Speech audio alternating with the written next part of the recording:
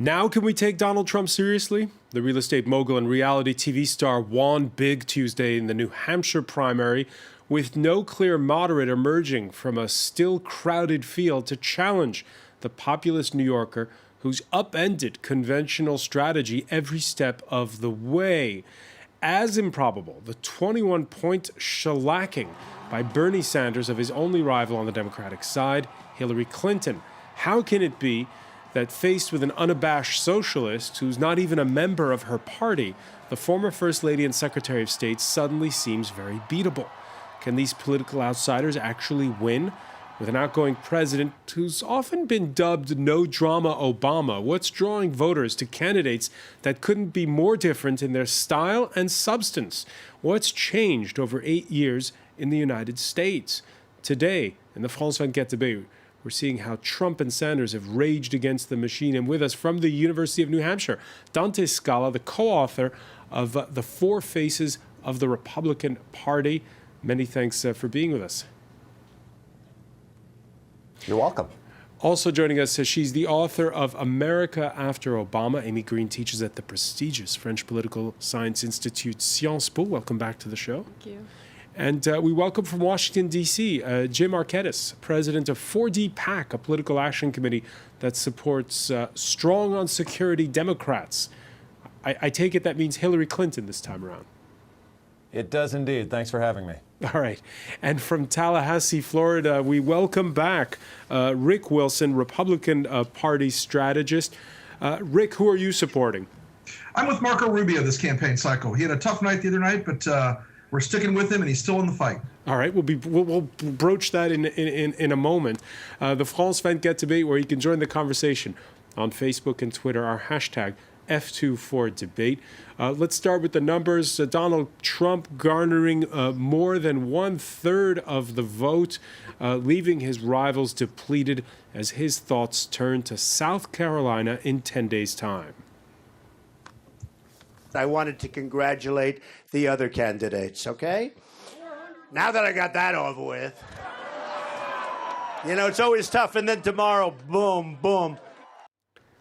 Dante Scala, that kind of unfiltered stream of consciousness, how could it play so well in New Hampshire, which has this reputation of being a state where people are very cautious and in control?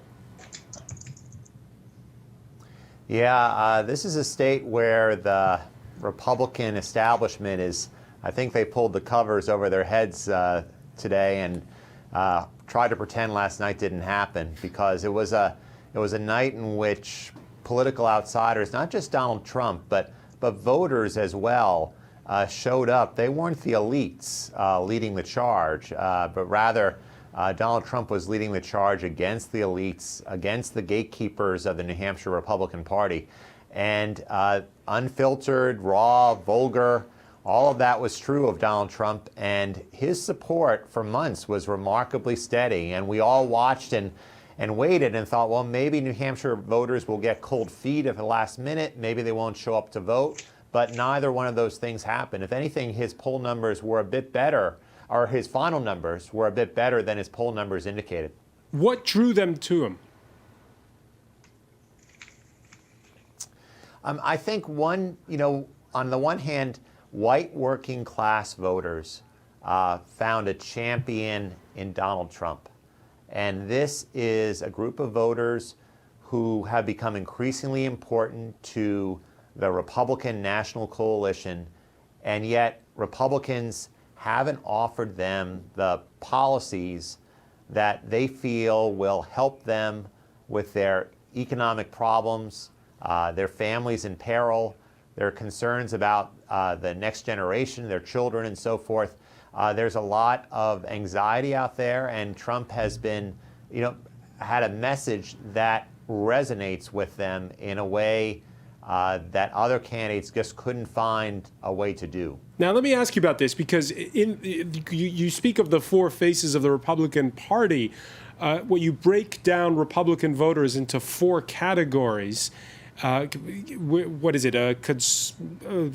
More socially liberal, more conservative, very conservative, and well, there are four groups. Go ahead, talk us through it. There are moderates.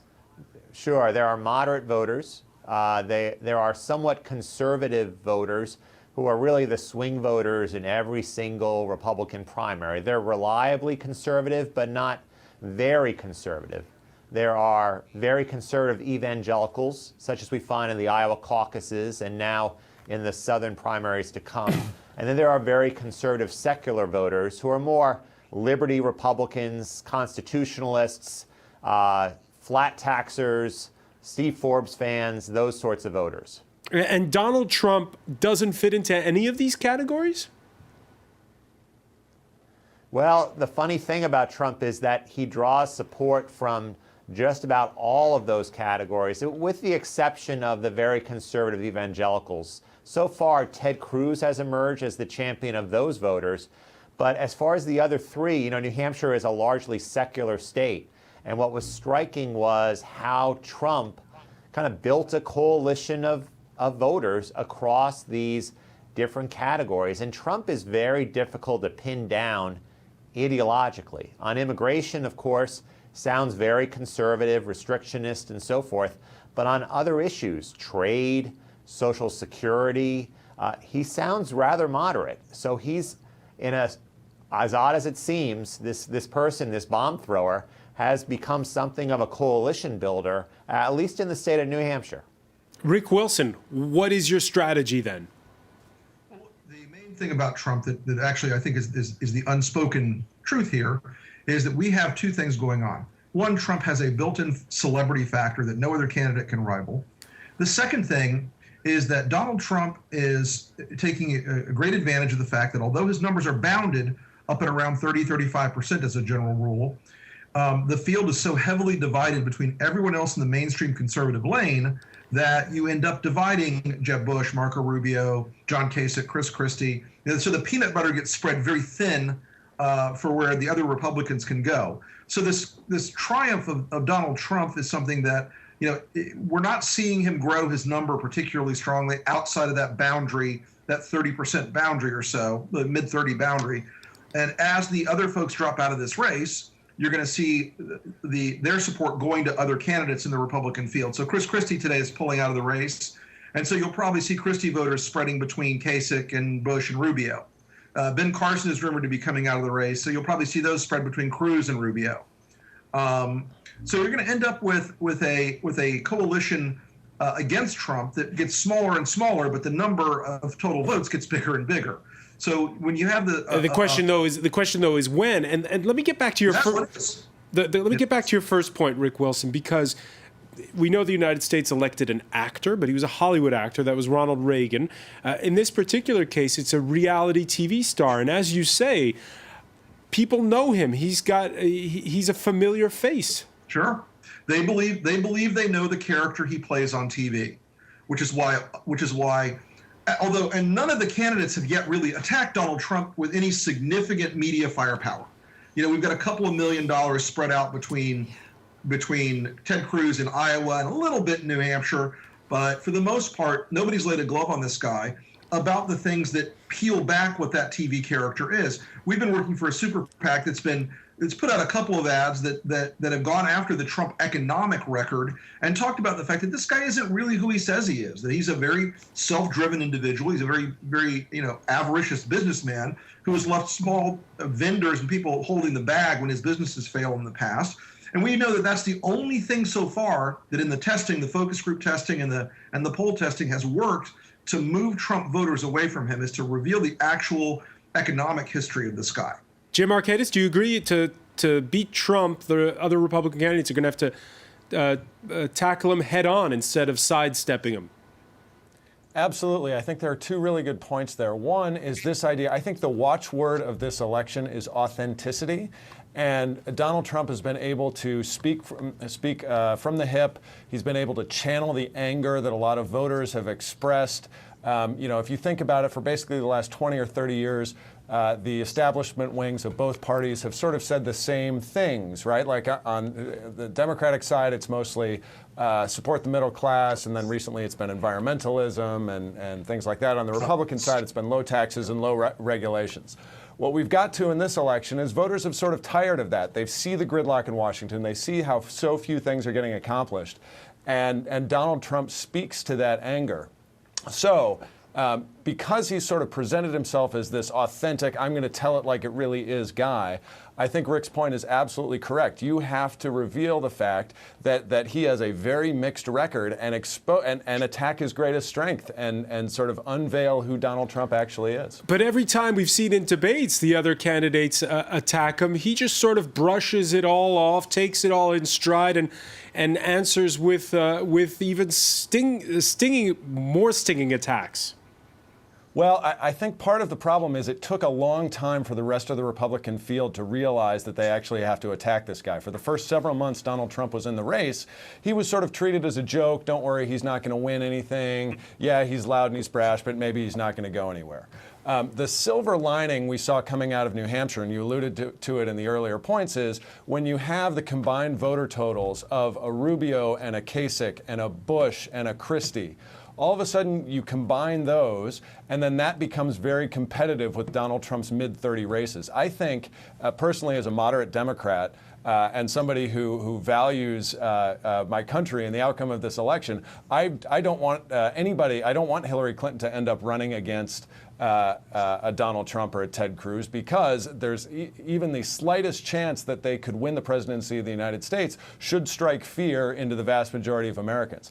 The challenge for the Republican Party now moving forward is that they have to coalesce around a moderate. And I don't actually know that Marco Rubio is a moderate. I think he presents himself very well, but is actually extremely conservative. Right. But of the Bush, Kasich, Christie group, I think the Republican establishment has to work very hard to get several of those folks out of the race as quickly as possible so the vote does not remain divided amongst them in the face of a challenge to Donald Trump. All right, we're going to talk about the rest of the Republican field in a moment. First, though, this question that you mentioned there, authenticity.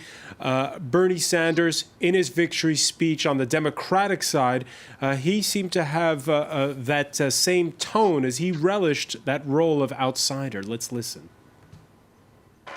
9 months ago, we began our campaign here in New Hampshire. We had no campaign organization. We had no money because of a huge voter turnout. And I say huge. We won. And there's that word huge that Donald Trump fashions. Bit of a wink there, it seems, to the Republican frontrunner. Well, it isn't new that journalists and pundits have been comparing some of the fervor for Bernie Sanders with that of Donald Trump. They tap into some of the same resentment of the establishment on both sides. They both have messages of this so-called authenticity, which appeals to voters both on the left and on the right. So it's possible that there was a nod to Donald Trump in that speech, perhaps starting to position Sanders as a sort of front-runner candidate who has a real shot at the nomination. And who's been perhaps underestimated by the rest of the field? Who's perhaps been underestimated by the rest of the field, although the victory in New Hampshire wasn't exactly a surprise. It's not something I think that will fundamentally change the course of the Democratic race, although it does certainly give Sanders momentum in terms of fundraising, in terms of positioning himself for future states. But that doesn't change the fact that Clinton still has a superior infrastructure, still has overwhelming support among the identity sort of demographic coalitions that are necessary to win the Democratic nomination. All right, Hillary Clinton, who was gracious after her loss and made no pretense of hiding her blind spots. I know I have some work to do, particularly with young people, but I will repeat again what I have said this week. Even if they are not supporting me now, I support them. Because I know I've had a blessed life, but I also know what it's like to stumble and fall. And so many people across America know that feeling. And we've learned it's not whether you get knocked down that matters, it's whether you get back up. Jay Markakis, what's making it difficult, it seems, you talked about authenticity a few minutes ago. What's making it difficult, it seems, for Hillary Clinton is she doesn't seem to show that she's speaking from the gut in the same way that her rival is. Well, I think there's a very important point there. The idea that Bernie Sanders is going to lead some sort of revolution is an absolute joke. He paints himself as this harbinger of massive change, yet the actions that he and his campaign have undertaken fully undercuts that message in the same way we were just talking about with Donald Trump a few minutes ago. Bernie Sanders is a convenient Democrat when he wants to. That doesn't really seem very revolutionary to me. This is a guy who decries big money, yet he attends mega donor fundraisers on Martha's Vineyard and accepts Democratic Party money that is funded by Wall Street when he talks about how he hates Wall Street so much. This doesn't seem like a revolutionary. It doesn't seem very revolutionary when Bernie Sanders allows his campaign to access data and basically steal it from the Democratic National Committee. So if I were in the Hillary Clinton campaign, I would turn around and attack him very strongly on this idea that Bernie Sanders is somehow the authentic candidate. If you pivot to Hillary Clinton, she had a very good line in her speech last night where she said, look, I understand that there's a lot of anger out there. And that's what Bernie Sanders has done. He's talked about the anger in the country. But she pivots and says, I'm the one who has worked to accomplish things throughout my entire career. Bernie Sanders doesn't really have a record of accomplishment. You can go back and look at 35 to 40 years of what Hillary Clinton has done, reaching out to the other side, to friends and enemies alike, to make sure that she can make real differences in people's lives. And whether that's things like the S-chip healthcare plan in the 90s, to expand healthcare to low-income children, whether it's ensuring $21 billion of federal aid to help New York rebuild after 9/11, whether it's starting the Clinton Foundation with her husband to lift 400 million people out of poverty in 180 countries, whether it's as Secretary of State negotiating the New START deal to limit nuclear weapons with Russia, to advocate for women's rights around the world. All of these things are real, tangible benefits. So in the next few weeks, we're going to see Bernie Sanders run into a buzzsaw when we get to states like Nevada and South Carolina that are not open primaries, that are limited to real members of the Democratic Party. And that are traditionally more diverse. She's going to be able to point to that record of success and be able to say that she has a message that goes to the Democratic Party's base. All right, a lot of points there, and I'll pick up just on one of them. First of all, Hillary Clinton having a long track record. Is that a good thing or not? I read one quote of one pundit saying, is moderate now become a dirty word? It's interesting when you bring up the topic, because there's always, with Hillary Clinton, with the Clintons in general, this question of, has America reached the point of Clinton fatigue? They have a well-beaten trail in the 1990s. They're sort of associated with some of the partisan rancor. And so there's the question of whether or not Americans want to turn the page to something different. Are they ready for a real change, a sort of renewal of the faces that represent their leadership? So the question is there the fatigue there? But of course, Hillary Clinton does have this long track record to work on. She's selling this as the center of her campaign, that she's able to get things done. One of the difficulties about her position... But is Sanders doing a better job in selling the fact that... Sanders is able to promote one sort of unified message. And it's about economic inequality. It's very appealing, especially to young people who are perhaps angry with the reach of money in the political process. They're overwhelmed with student loan burden. They see that their job prospects are perhaps less than those of their parents. So they see this sort of future that's marked by great uncertainty. And the Sanders message perhaps resonates. But when you look at the fact that Hillary Clinton is also running on her long record, her ability to get things done, perhaps among young voters, that's not as inspiring. Voters don't want to say, look, let's get things done. This is the best we can hope for, is sort of pragmatism. They want to know what is the sort of vision into which they're voting. Of course, I think that in the long run, Hillary Clinton's got amazing infrastructure. She has a record of accomplishments. She has support. So I think that will all come into play as this primary race pursues itself. All right, I want to get the rest of the panel's view on the tone of the campaign on the Democratic side when we come back. Stay with us. You're watching the France 24 debate.